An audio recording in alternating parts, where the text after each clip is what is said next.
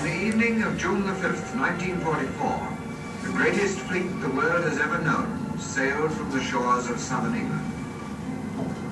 While great air forces swept the skies above, it carried the soldiers safely across 100 miles of perilous sea.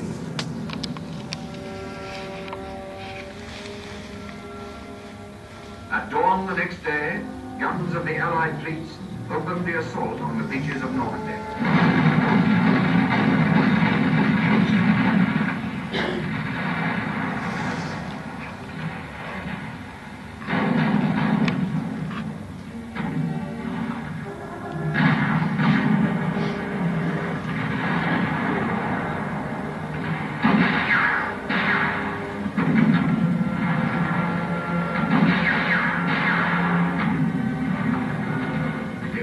Seized the beaches and poured in.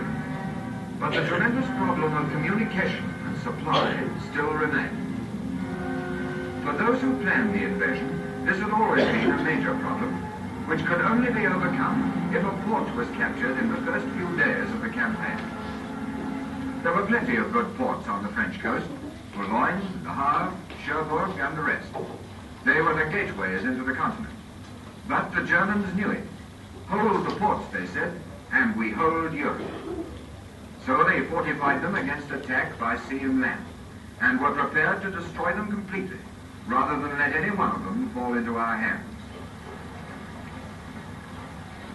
They believed that before we could capture a port, the changeable Channel weather would cut off our army from its food, oil, and ammunition. The weather, as well as the Germans, could be our enemy. In May 1942, Mr. Churchill wrote a memorandum on the subject of piers for beaches.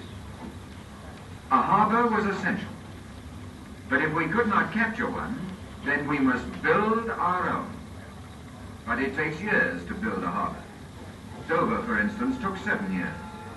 How could we build a much greater harbour than Dover in a matter of days, and under fire from enemy guns? There was but one solution. And at Quebec in August 1943, the main principles of this daring and fantastic project were agreed upon. We would build great harbour units in England, tow them across the sea, and set them down during the battle off the Normandy coast. In the autumn of 1943, building began.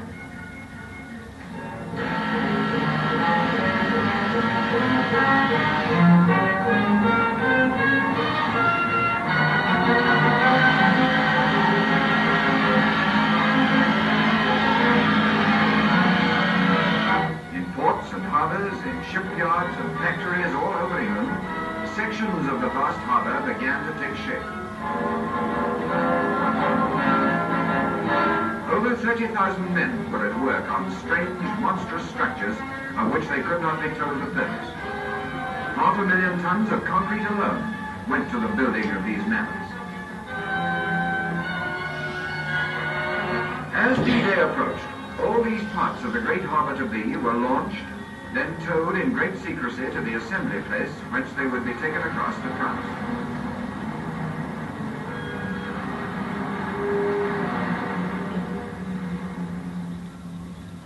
The place chosen for this port was the little Normandy town of Armand, where surveys and soundings had been secretly taken weeks before D-Day.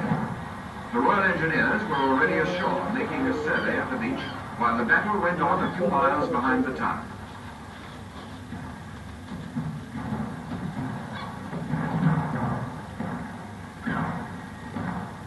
The first part of the operation consisted of sinking old ships, which were now making their last voyage under their own steam. They were sunk with explosive charges. The first went down on the afternoon of D+1. Towards evening, a second ship was sunk. Their purpose was to give immediate shelter to small craft and to form the first part of the harbour breakwater. In 4 days, 15 old ships were sunk. 15 old ships whose last hours were perhaps their greatest.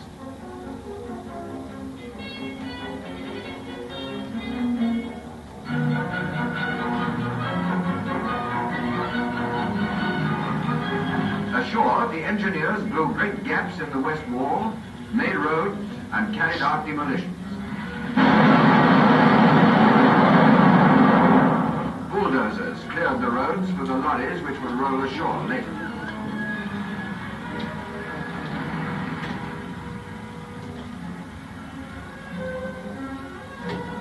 The shore-end sections of the piers, each some 480 feet long, were towed into position opposite the gaps already blasted by the engineers.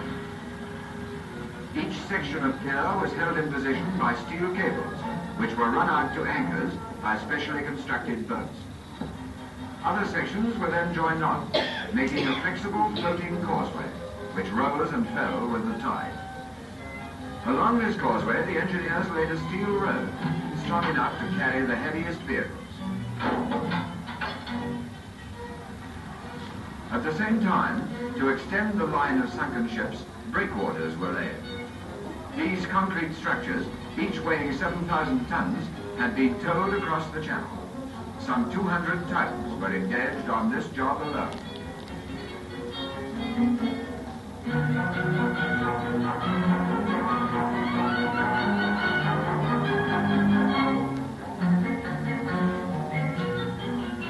As they were brought into position, the valves were opened and the sea rushed in.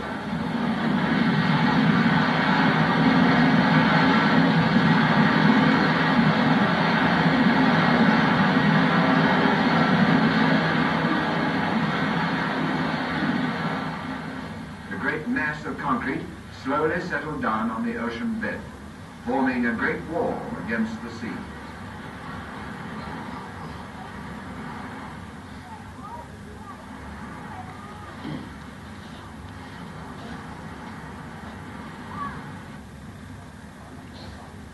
A floating breakwater was laid further out to sea to provide a deep water anchorage for the bigger ships. It was an experimental contrivance which hadn't been tested in heavy weather. Indeed, the whole harbour was experimental. Nobody had ever attempted such a tremendous engineering feat before. Yet by D+10, although the main installations were unfinished, ducks were unloading hundreds of tons daily in the lee of the breakwaters.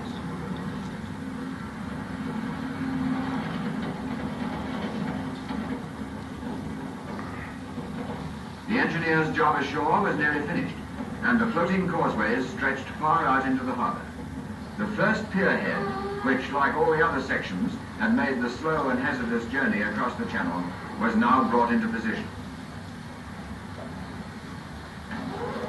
The press of a button, and the great legs were lowered to the sea bottom, making a vast, steady platform.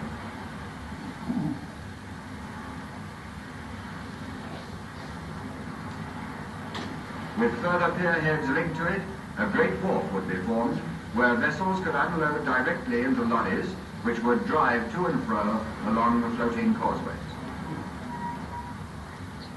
By D+13, only 12 days after the first ship was sunk, the huge task of making the port was nearly done.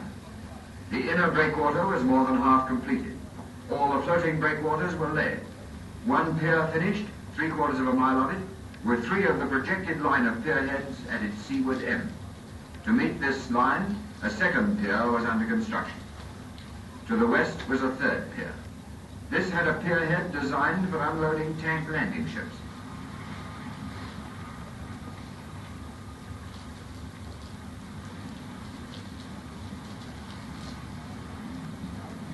Unloading from the main pier was just beginning. Then the wind began to blow. And on the 13th day of the invasion, the treacherous sea became Hitler's ally. Unloading on the open beaches ceased. Yet somehow or other, the work of unloading in the port went on.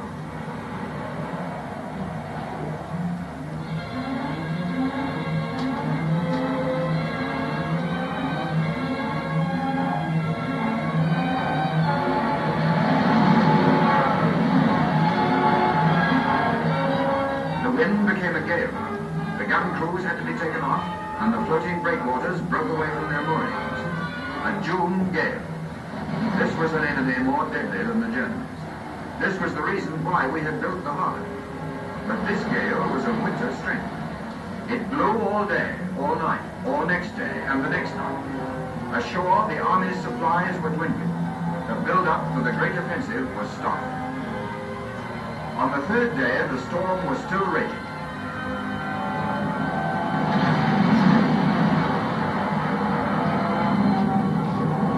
Ships and craft, many in distress, scuttled for shelter in the lee of the breakwaters.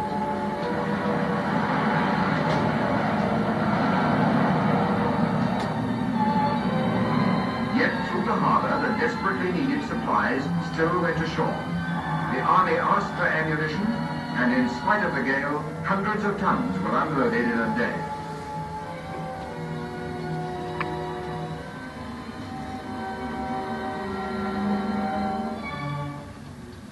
But the harbour suffered heavy damage. The gale had caught it before it was finished. Some of the breakwaters, damaged by wreckage, had crumbled away or collapsed. But much survived. The stout block ships hadn't shifted. The piers, so frail-looking yet so strong, were undamaged. The harbour still lived, and the men who had built it now set about the job of mending it. It had stood up to the gale. The miracle had happened. For the first time in history, a harbour had been built in sections, towed across the sea, and set down during a battle on the enemy's shore.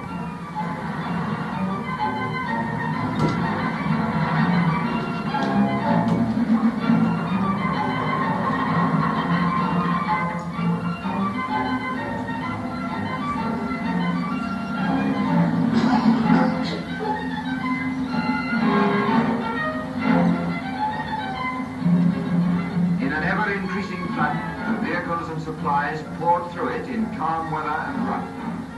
We had beaten the weather, and Hitler had lost yet another ally. Lorries, jeeps, ambulances, tanks, they rolled ashore along the causeway, down the roads which the engineers had built.